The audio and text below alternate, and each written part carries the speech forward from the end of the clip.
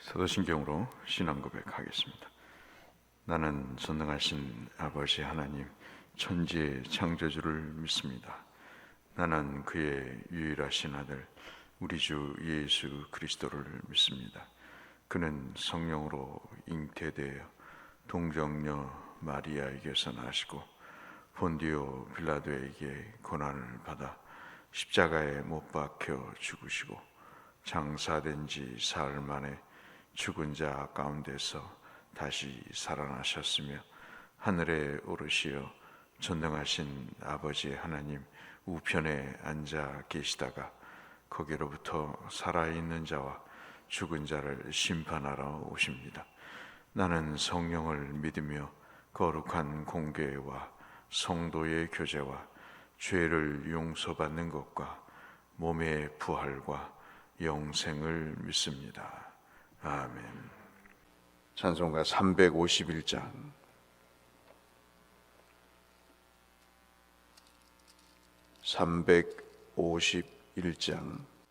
믿는 사람들은 주의 군사니. 351장입니다. 믿는 사람들은 주의 군사니 앞서가신 주를 따라갑시다.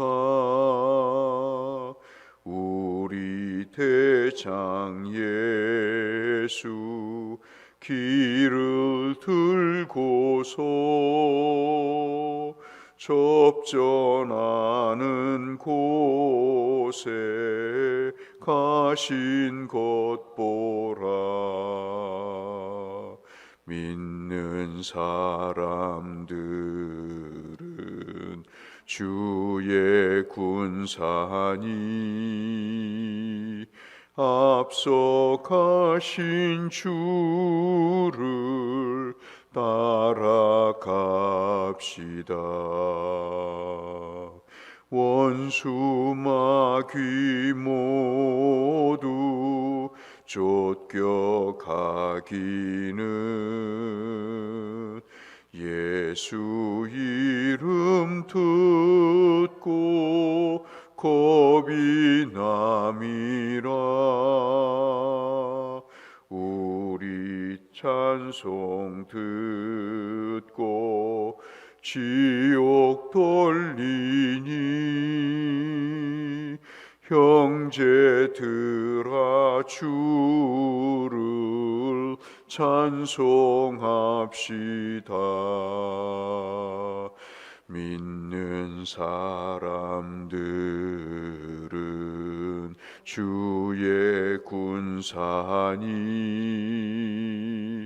앞서 가신 주를 따라갑시다. 세상 나라들은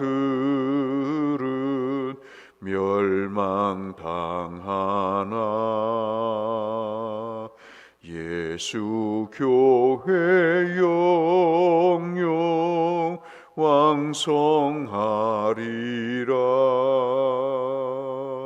마귀 권세 감히 해치 못함은 주가 모든 교회 지키심이라. 믿는 사람들은 주의 군사니 앞서 가신 주를 따라갑시다. 백성들아 와서 함께 모여서 우리 모두 함께 개가 부르세. 영원토록 영광 권세 찬송을 우리 임금 주께 돌려보내세. 믿는 사람들은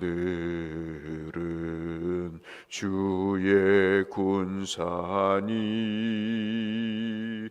앞서 가신 주를 따라갑시다.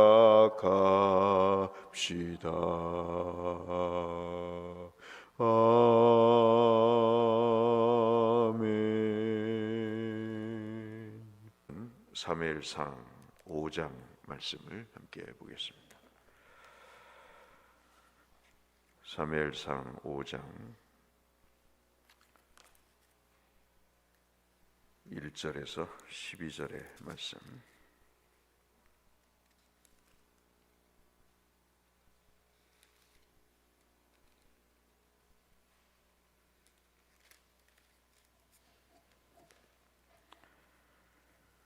사무엘상 5장 1절에서 12절의 말씀.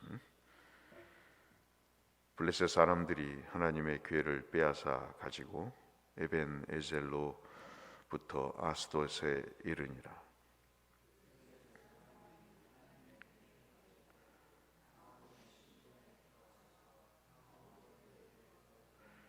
아스돗 사람들이 이튿날 일찍이 일어나 본즉 다곤이 여호와의 궤 앞에서 엎드러져 그 얼굴이 땅에 닿은지라. 그들이 다곤을 일으켜 다시 그 자리에 세웠더니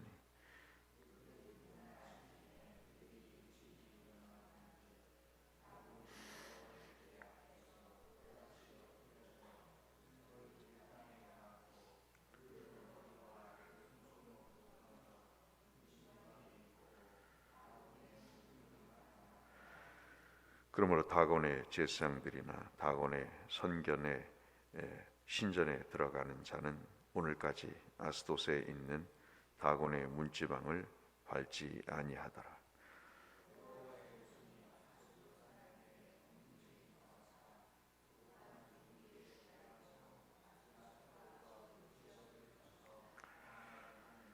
아스돗 사람들이 이를 보고 이르되 이스라엘의 궤를 우리와 함께 있지 못하게 할지라. 그의 손이 우리와 우리 신 다곤을 친다 하고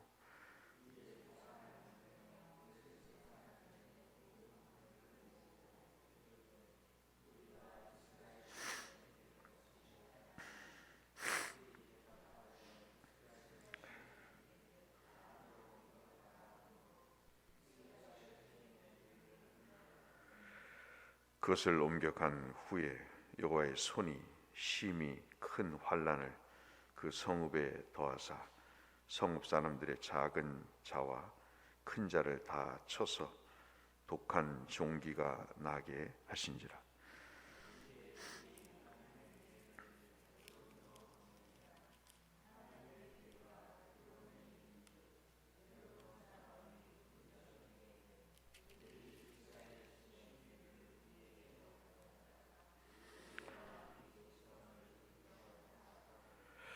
이에 사람들을 보내어 블레셋 모든 방백을 모으고 이르되 이스라엘 신의 궤를 보내어 그 있던 곳으로 돌아가게 하고 우리와 우리 백성이 죽임당함을 면하게 하자 하니 이는 온 성읍이 사망의 환난을 당함이라.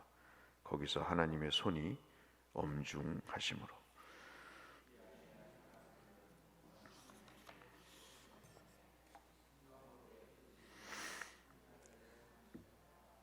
아멘.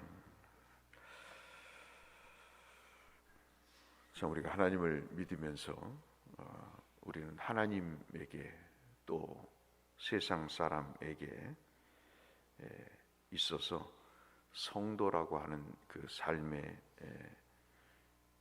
생활 속에서 하나님을 드러내는 중요한 역할을 하고 있다고 볼 수 있겠죠.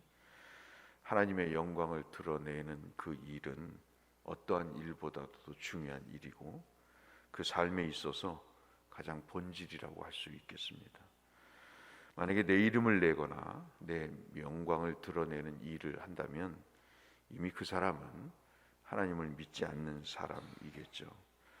오늘 본문의 말씀은 여러분 잘 아다시피 이스라엘이 블레셋과의 싸움에서 대패를 하고 수만 명이 죽어가는 그런 실패를 경험하게 됩니다. 생명같도 여기었던 그 언약궤가 빼앗기게 되고 이제는 하나님이 더 이상 이스라엘과 함께하지 않는다고 하는 그런 절망감 속에 빠져 있게 됩니다. 그 상황이 연속이 돼서 5장에 여러분 잘 아시는 대로 다곤 신의 신전에 블레셋이 아주 자랑스럽게 전쟁에 이긴 것처럼 언약궤를 신전에 넣었더니 다곤 신이 오히려 수치를 당하고 머리와 손목 가지가 잘라지는 그런 일을 당하게 됐다는 얘기고, 그 언약궤를 다른 곳에 옮겼더니 그 옮긴 곳에서 독종의 재앙이 이루어졌다는 것이죠.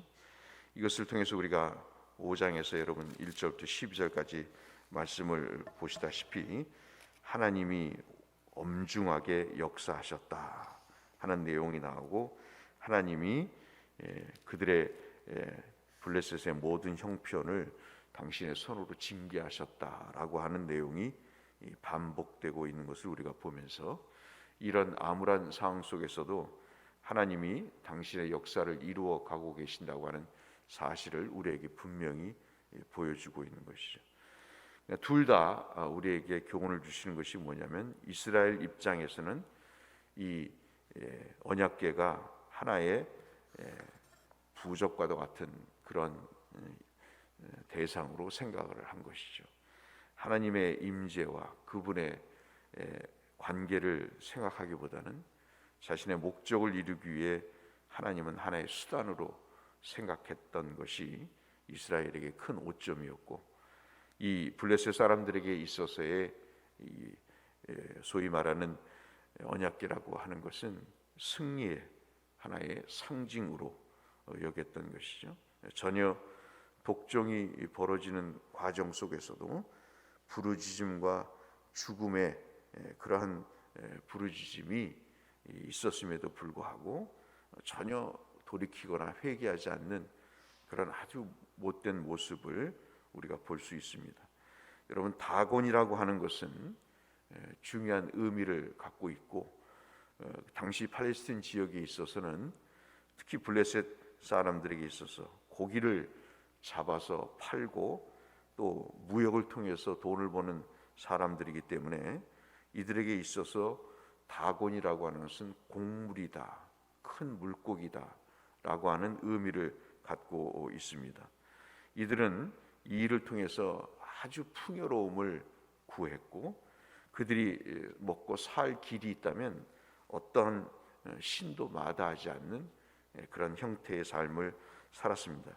그래서 이 다곤이란 신을 소위 말해서 숭배하기 위해서 가자라고 하는, 우리 뉴스에서 많이 들어보시는 가자 지역에, 또는 아스돗, 우리가 지금 본문에 나와 있는 그런 상황, 또는 벳산이라고 하는 이 세 지역에 다곤 신전을 세워놓고 이렇게 풍요를 누리게 됐던 것이죠. 그러니까는 이스라엘과 블레셋 모두에게 공이 하나님의 언약궤를 중심으로 나타나는 현상은 돌이키지 않는 것입니다. 하나님을 목적의 수단으로 쓰는 이스라엘이나 또 하나님의 언약궤, 하나님의 임재의 상징을 자신들의 승리의 전리품으로 여기는 이러한 인식의 변화 없음은 이스라엘이나 또는 블레셋 모두에게 공이 얼마나 영적으로 무지했을 때 사람들이 나타나는 현상인가를 우리가 여실히 볼 수 있는 대목이라고 할 수 있겠습니다. 그럼에도 불구하고 앞서 언급해 드린 대로 하나님은 당신의 영광을 위해서 이 일을 하시는 거죠. 언약궤 자체가 무슨 생명이 있겠어요? 나무로 만든 궤짝이 무슨 힘과 능력이 있겠어요? 그러나 그 언약궤는 이스라엘과 블레셋과 그리고 모두가 인정하는 대로 하나님의 임재를 상징하고 블레셋 사람들도 이스라엘의 신이라고 표현할 정도로 이 언약궤가 신통방통한 곳으로 여겼던 것이죠. 참 묘하지 않습니까? 이 이스라엘이든 블레셋이든 하나님의 임재를 알아요. 하나님이 살아계시다는 걸 아는데 믿지를 않아요. 이게 오늘 본문의 핵심입니다. 그로 인해 전쟁의 패배가 있고, 그로 인해 자신의 아주 정말 죽은처럼 목숨처럼 여기는 다곤이 무너지고, 그리고 공동체에 독종이 생기고 부르짖음과 사망의 아주 어두운 그늘이 짙게 깔려서 모두가 죽겠다고 부르짖는데 그 이스라엘의 신을 믿지 않습니다. 이 모든 것이 바로 인간의 무지에서 오는 그런 소치죠. 이스라엘도 블레셋도 무엇을 놓치고 있습니까? 공동체의 영적인 회복을 놓치고 있는, 모두가 다 우리가 이래서는 안 되겠다, 그리고 이렇게 믿었던 신을 우리가 더 이상은 믿지 말아야 되겠다. 쉽지 않겠죠. 그렇지만은 이러한 일이 벌어지는 사태를 보고 마치 뜨거운 감자를 폭탄을 돌리듯이 네가 받아라, 네가 받아라 하는 상황에서 우리가 정말 할 수 있는 일은 이게 뭐가 문제가 있구나, 어떤 근본적인 문제가 있으니 우리가 이것을 해결해 봐야 되겠다는 그런 생각을 갖는 것이 상식적일 텐데, 결국 되어지는 현상, 독점과 죽음의 어두운 그림자만 보고 본질적인 해결책을 찾지 못하는 인간의 한계를, 또 무지를 우리가 여기서 보면서 이 아침 우리가 함께 기도해야 될 내용은, 우리 속에 여러 가지 모든 일이 벌어지겠죠. 상식적으로 또는 신앙적으로 납득이 안 되는 여러 가지 일이 있을 수 있어요. 내 자신에게도 공동체에게도. 그럼에도 불구하고 우리가 하나님 앞에 기도해야 될 내용은 이 모든 일을 통해서 하나님의 영광이 드러나게 해달라고, 하나님의 존귀하심이 우리의 과오에도 불구하고, 우리의 연약함에도 불구하고, 우리의 무지에도 불구하고 하나님이 영광을 받으시는 일이라면 그 어떤 목표보다도 우선됩니다. 가정사에서, 그 다음에 일터에서, 특별히 교회에서 하나님의 영광을 드러내는 일이라면 내가 어떠한 사고의 틀도 깨고 어떠한 신앙의 아집과 고집도 깨서 하나님의 영광을 드러내는 그 일에 내가 우선자가 되겠다고 하는 그런 지각과 깨달음이 우리에게 필요함을 5장은 역설적으로 말씀하고 있는 것으로 볼 수 있겠습니다. 이 아침 이 본문을 듣고 함께 기도하실 내용이 있다면 내 삶을 통해서, 우리의 삶을 통해서 하나님의 영광을 드러나게 해달라고 함께 기도하시는, 그래서 하나님 앞에 큰 복을 받으시는 여러분 되시기를 주의 이름으로 축원합니다. 거룩하신 아버지, 언약궤가 빼앗기고 이스라엘은 낙심하고 블레셋은 환호했지만 이스라엘과 블레셋 모두에게 하나님의 언약궤로 인해 저들의 인생에 큰 어려움이 있었습니다. 그 와중에도 깨닫지 못하고 언약궤를 하나의 물건으로 생각하는 어리석은 상태에서, 수준에서 벗어나지 못하는 무지함을 보이고 있습니다. 그럼에도 불구하고 하나님은 지신 것이 아니고, 하나님은 무능하신 분이 아니고, 하나님은 당신의 일을 이루어 가셨습니다. 이 하나님의 엄연한 임재와 역사를 보면서 우리가 하나님 앞에 영광을 돌리며 살겠다고 하는 인간의 제일된 목적에 하나님 그 뜻을 잊지 않고 오늘도 살아갈 수 있도록 우리에게 영적인 지각과 은혜를 베풀어 주옵소서. 예수님 이름으로 기도 올리옵나이다. 아멘. 하늘에 계신 우리 아버지, 아버지의 이름을 거룩하게 하시며 아버지의 나라가 오게 하시며 아버지의 뜻이 하늘에서와 같이 땅에서도 이루어지게 하소서. 오늘 우리에게 일용할 양식을 주시고 우리가 우리에게 잘못한 사람을 용서하여 준 것 같이 우리 죄를 용서하여 주시고 우리를 시험에 빠지지 않게 하시고 악에서 구하소서. 나라와 권능과 영광이 영원히 아버지의 것입니다. 아멘. 우리 기도 제목을 가지고 함께 주님 앞에 나가겠습니다. 아버지 하나님 감사합니다. 오늘도 우리에게 생명을 주시고 은혜를 베푸셔서 하나님의 말씀과 또 기도와 찬송으로 주님과 삶의 첫 시간을 드리게 하심을 감사합니다. 하나님의 역사를 우리 가운데 지금까지 이루어오셨습니다. 하나님이 계시지 않는 것 같은 그 상황 속에서도 우리가 낙심하고 좌절하는 상황 가운데서도 하나님은 일을 하셨습니다.